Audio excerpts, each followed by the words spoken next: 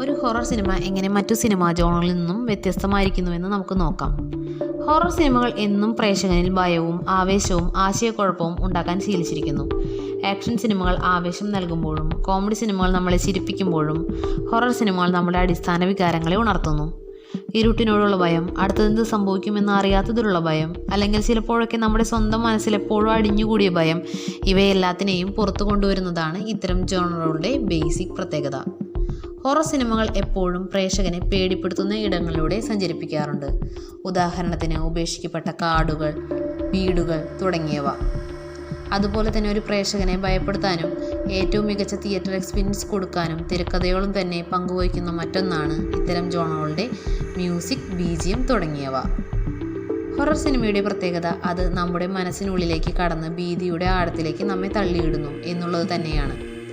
ശബ്ദങ്ങളുടെ പാളിച്ചകളും അറ്റ്മോസ്ഫിയറിക് ലൈറ്റും ഹൊറർ സിനിമയുടെ മുഖമുദ്ര തന്നെയാണെന്ന് പറയാം. മനുഷ്യ മനസ്സിലെ പൈശാചിക ചിന്തകൾ കഥാപാത്രങ്ങളാകുമ്പോൾ ഒരുപക്ഷെ പ്രേതങ്ങളെക്കാൾ കൂടുതൽ ഭയം സൃഷ്ടിക്കാറുണ്ട്. ഹൊറർ സിനിമകൾ നമ്മെ പേടിപ്പിക്കാറുണ്ടെങ്കിലും ചിന്തിപ്പിക്കാറുമുണ്ട് എന്ന് പറയുന്നത് അത്തരം ചിത്രങ്ങളെ മനോഹരമാക്കുന്നു. ഹൊറർ ജേണിയിൽ മലയാളത്തിൽ ഇറങ്ങിയതിൽ പ്രേക്ഷകനെ മുൾമുനയിൽ നിർത്തിയൊരു ചിത്രമാണ് ഷൈൻ നിഗം നായകനായ ഭൂതകാലം എന്ന ചിത്രം.